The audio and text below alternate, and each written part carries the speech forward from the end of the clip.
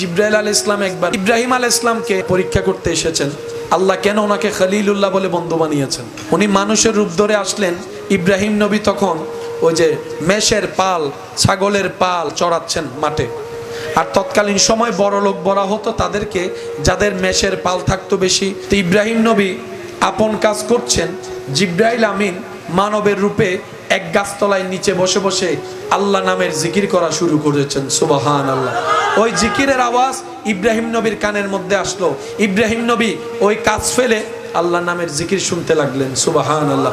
কিছুক্ষণ পর যখন মানবরূপী ফেরেশতা জিব্রাইল জিকির বন্ধ করে দিলেন রবের, ইব্রাহিম নবী দৌড়ায় আসলেন।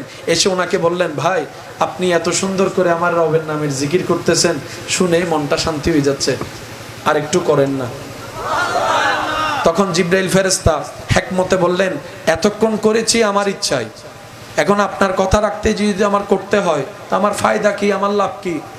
তখন ইব্রাহিম নবী বললেন, আমার এই বিশাল ছাগলের পাল থেকে অর্ধেক আপনাকে আমি দিয়ে দিব যদি আমার রবের নামের জিকির আপনি শোনান। এবার জিব্রাইল ফেরেশতা রবের নামের জিকির শোনালেন, উনি অর্ধেক পাল দিয়ে দিলেন। কিছুক্ষণ পর জিকির বন্ধ হলো। ইব্রাহিম নবী আবার আবেদন করলেন, ভাই আরেকটু জিকির শোনান। এবার প্রশ্ন করে, এবার কি দিবেন? বলে যে বাকি অর্ধেক যা আছে সেটাও আপনার নামে করে দিব। সুবহানাল্লাহ। এবার মানবরূপী জিব্রাইল ফেরেশতা আল্লাহর নামের জিকির শোনালেন। ইব্রাহিম নবী মত্ত হয়ে পাগল হয়ে রবের নামের জিকির শুনতে শুনতে শুনতে শুনতে আত্মহারা হয়ে গেলেন। এবার দেওয়ার মতো আর কিছুই নাই। জিব্রাইল ফেরেশতা রবের জিকির করা বন্ধ করলেন। ইব্রাহিম নবী বলে, ভাই আরেকটু শুনতে চাই, আরেকটু ইচ্ছা করছে, আরেকটু রবের নামটা শুনতে চাচ্ছি ভাই।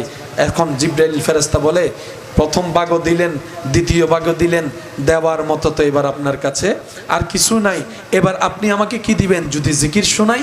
তখন ইব্রাহিম নবী, যাকে আল্লাহ খলিলুল্লাহর শান দান করেছেন, সুবহানাল্লাহ, ইব্রাহিম নবী যিনি জলিলুল কদর একজন পয়গম্বর, ওই ইব্রাহিম পয়গম্বর জিব্রাইল ফেরেশতাকে বলে, ভাই আপনার এই ছাগলগুলা চড়ানোর জন্য একজন খাদেম রাখাল তো দরকার হবে, আপনি রবের নামের জিকির শুনান, আমি ইব্রাহিম রাখাল হয়ে যেতে প্রস্তুত আছি।